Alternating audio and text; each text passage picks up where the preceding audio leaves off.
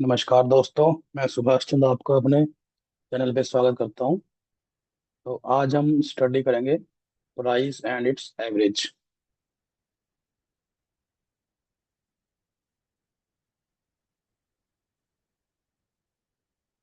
ठीक है जी।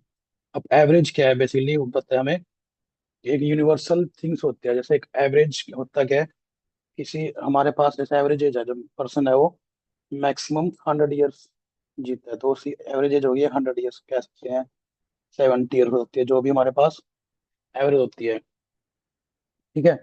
और हमारे पास जो एवरेज कोई भी किसी भी चीज की एवरेज निकालते हैं, जैसे हमारे पास बाइक का, तो उसकी एवरेज होती है, ये 70 एवरेज देती है। कोई कार होती है वो 20 एवरेज देती है।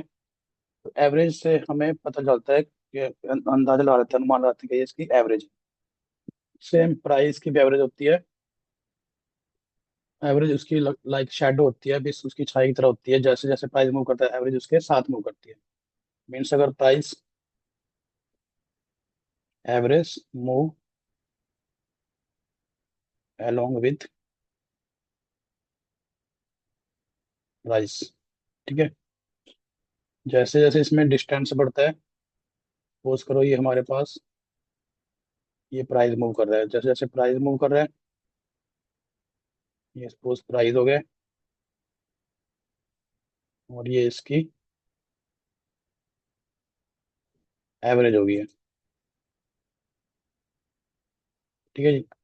जैसे जैसे प्राइस मूव करते हैं, इसके साथ हमारी एवरेज मूव करती है।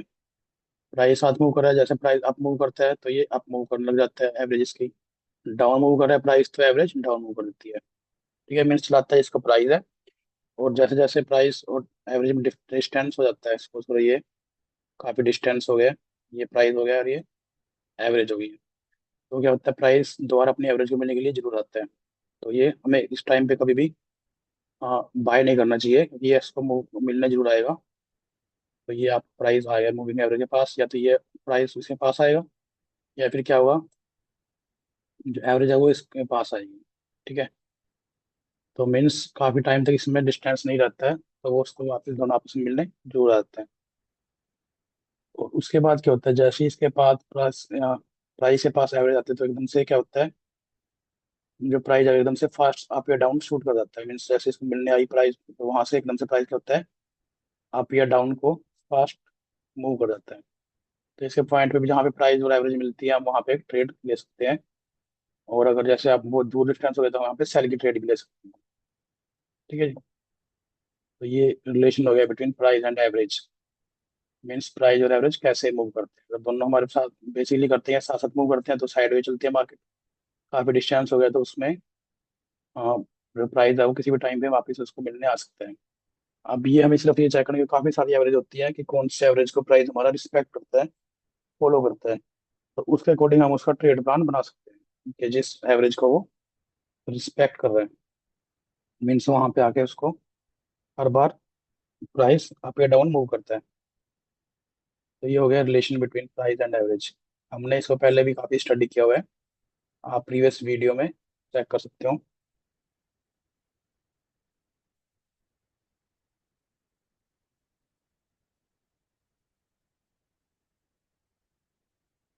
कौन कौन सी एवरेज होती है? 20 डे मूविंग एवरेज, 50,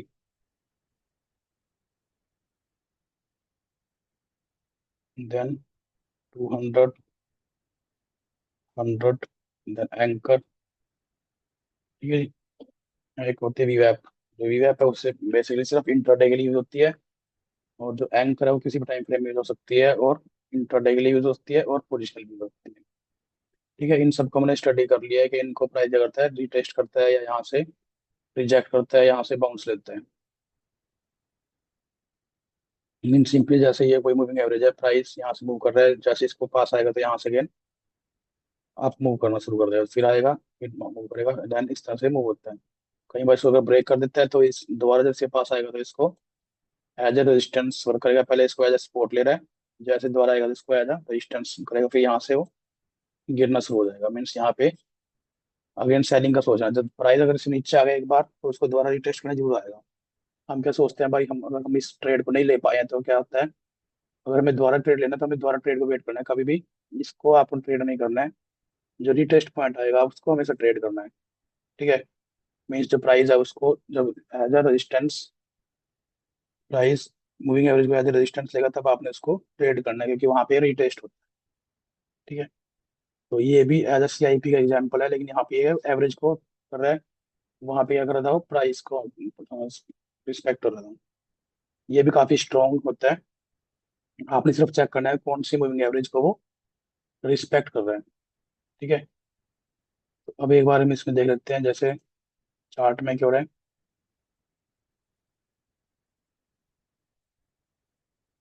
ये हमने वहां से मूविंग एवरेज लगा लिया कोई भी।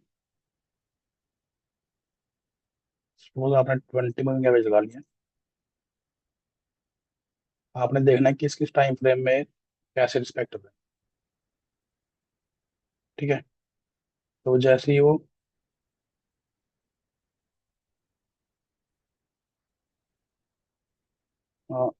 15 मिनट टाइम फ्रेम में देखते हैं, 20 के पहले नीचे आया, फिर यहाँ से रिटेस्ट किया और इसको फर्दर फॉल किया है।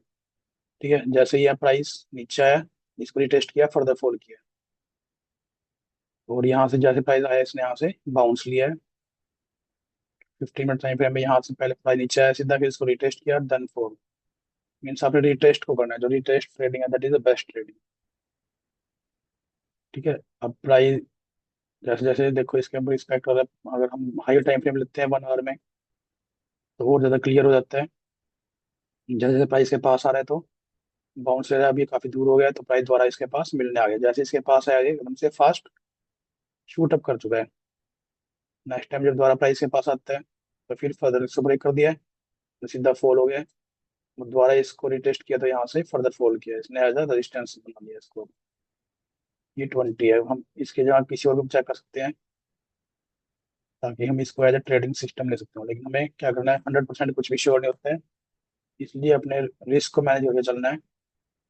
क्योंकि ट्रेडिंग क्या है, basically know the risk, manage the risk, enjoy the risk and define the risk. Means हमने अपने रिस्क डिफाइन करना है, क्योंकि मेरा ट्रेड ये रॉन्ग होता है तो मुझे कितना लॉस लेना है।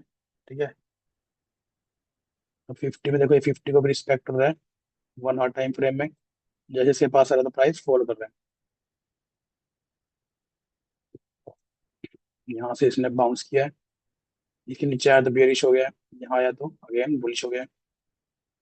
इसके पास है, पहले प्राइस में काफी डिस्टेंस हो गया, अगेन इसमें बाउंस ले लिया, अपने चला गया, नीचे आया तो बेरिश। ठीक है। 50 नीचे काफी बेरिश हो जाता है। ये टाइम फ्रेम में देखते हैं, जितना हायर टाइम फ्रेम है उतना ज्यादा मेरे पास क्लैरिटी आ जाती है। 50 से वो बुलिश हो गया है, 50 से डाउन बेरिश हो गया है, दोबारा आया तो यहाँ से रिटेस्ट किया और फर्दर फॉल किया। ये इसके ऊपर यहाँ से सपोर्ट लेगा, देन फर्दर अप मूव। ठीक है जी। ये हमारे पास इलेक्शन का है, जो इलेक्शन हुए हैं 2024 के, वहां पे काफी बड़ा फॉल हुआ है, वहां से फिर उसने 50 को रिस्पेक्ट किया, अप मूव कर दिया। ठीक है। राइट, जैसे यहाँ पे मिलने काफी डिस्टेंस हो गया, मिलने आया तो यहाँ से ये शूट अप कर चुका है।